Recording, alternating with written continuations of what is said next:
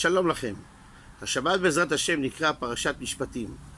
פרשת משפטים הרבה מאוד נושאים, בעיקר בין אדם לחברו.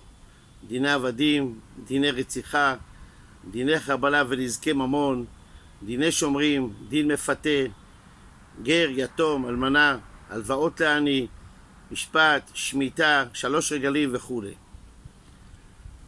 אחר מתן תורה, אחרי פרשת יתרו שלמדנו וקיבלנו את התורה, הייתי מצפה שהתורה תפתח במצווה יותר אולי ידידותית, ואהבת לרעך כמוך, שבת, תפילין.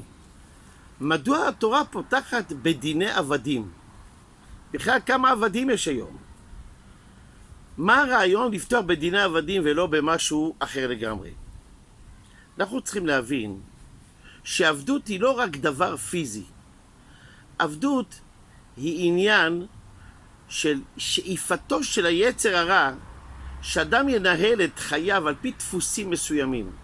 שגרה, הרגלים, ללא צמאון לדבר השם. לכן התורה מיד מזהירה אותנו, אחרי מעמד הר סיני, על עניין העבדות. אל תהיה כבול לחברה, למודרנה, לאופנה, לעצמך.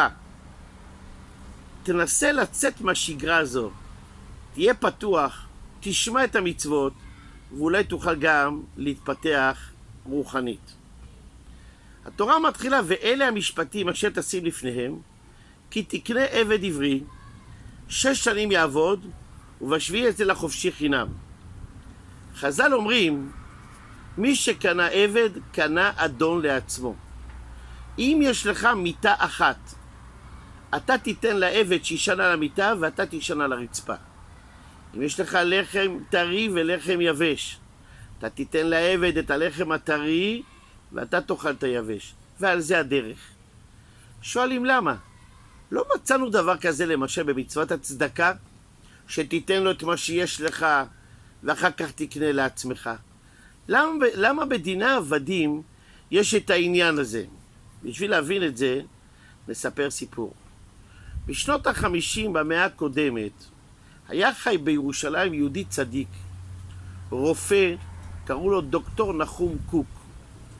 הרופא הזה, בדרך קבע, טיפל בראש ישיבת חברון, הרב יחזקאל סרנה, שסבל מפצעים קשים בגלל מחלת הסוכרת שהייתה לו. בכל פעם שהיה מגיע הרב, הרופא היה מקבל אותו בכבוד גדול, מטפל בו ראשון, כדי שיוכל לחזור לישיבה שלא יהיה ביטול תורה.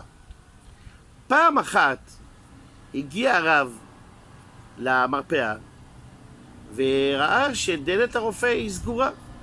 הוא הבין שכנראה יש פציינט בפנים.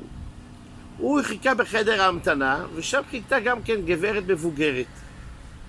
כשנפתחה דלת הרופא, הוא התכונן להיכנס, כי הוא יודע שתמיד הוא מכניס אותו ראשון. הרופא ביקש את סליחתו, אמר לו, סלח לי כבוד הרב, היא תיכנס ראשונה. בבקשה שתיכנס. הרופא הכניס אותה, טיפל בה. אחרי שהיא יצאה, הוא קיבל את הרב בכבוד גדול. והוא התנצל ואמר לו, סלח לי כבוד הרב, אני מתנצל, הייתי חייב לקבל אותה ראשונה. אני אסביר לך למה. זוהי גברת ענייה, שאני מטפל בה כל הזמן בחינם. אני פחדתי שאם אני אכניס אותך ראשון ואטפל בך, מה היא תחשוב? בטח, אני לא משלמת, אז הוא דוחק אותי לסוף. פחדתי מאוד מהרגשה הרעה שתהיה לה.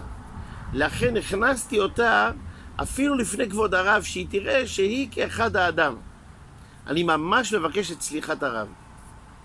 אמר לו הרב יחזקאל, דע לך שלימדת אותי דבר עצום. אני עכשיו הולך ללמד את זה בישיבה. לימדת אותי מוסר.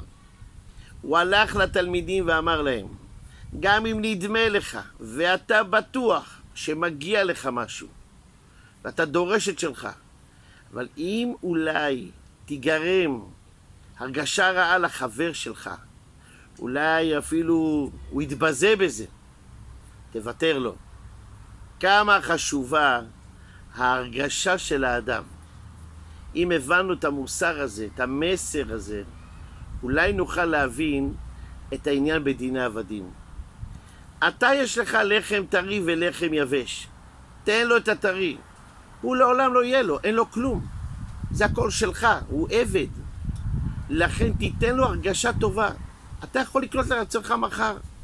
אותו דבר במיטה, אותו דבר בכל דבר. אין לו, לכן תן לו. בעניין הצדקה, הוא לא עבד, אז יכול להיות שמחר יהיה לו, אני לא יודע, הוא אדון לעצמו. אבל בעבדים, כמה חשוב להיות רגיש אחד כלפי השני. לכן התורה פתחה דווקא בזה את המצוות. לפתח רגישות אחד כלפי השני. אם הבנת את זה, עכשיו תלך ותלמד את כל המצוות. שבת שלום ומבורך.